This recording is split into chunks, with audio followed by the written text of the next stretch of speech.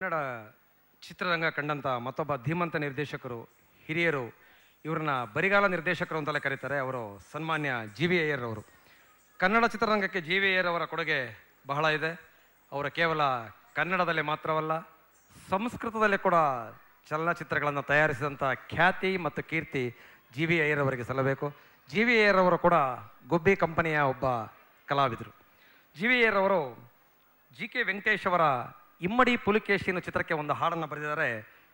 ಕನ್ನಡದ ಕುಲತಿಲಕ ಪರಮೇಶ್ವರ ಅಂತಕ್ಕಂಥ ಒಂದು ಹಾಡು.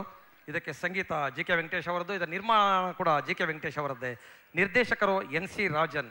ಶ್ರೀಮತಿ ಎಸ್ ಜಾನಕಿ ಅವರು ಹಾಡಿರುವ ಈ ಹಾಡಿಗೆ ಅಭಿನಯ ಚಲನಚಿತ್ರದಲ್ಲಿ ನಮ್ಮ ಕನ್ನಡ ಚಿತ್ರರಂಗದ ಧ್ರುವತಾರೆ ಕಲ್ಪನಾ ಅವರದ್ದು.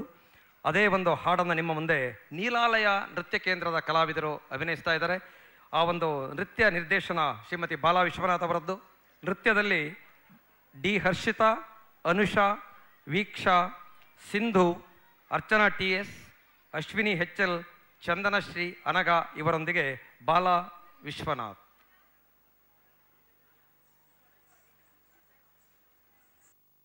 ಕನ್ನಡದ ಕುಲ ತಿಲಕ ಪರಮೇಶ್ವರ.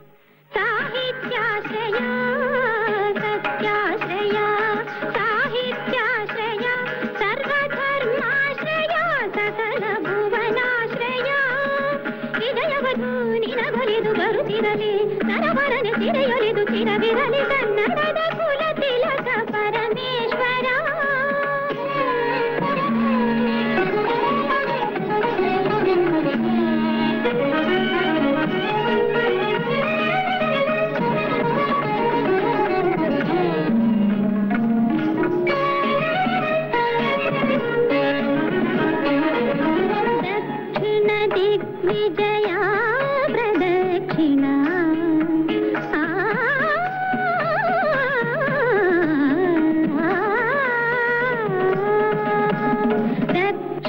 दिग्विजया प्रदक्षिणा दक्षिणापथेश्वर विशेषण दक्षिण दिग्विजया प्रदक्षिणा दक्षिणापथेश्वर विशेषण पृथ्वीवल्लभ परम भट्टारक पृथ्वीवल्लभ परम भट्टारक सकल सन्मङ्गलने गुणाढ्य ಕನ್ನಡದ ಕುಲ ತಿಲಕ ಪರಮೇಶ್ವರ.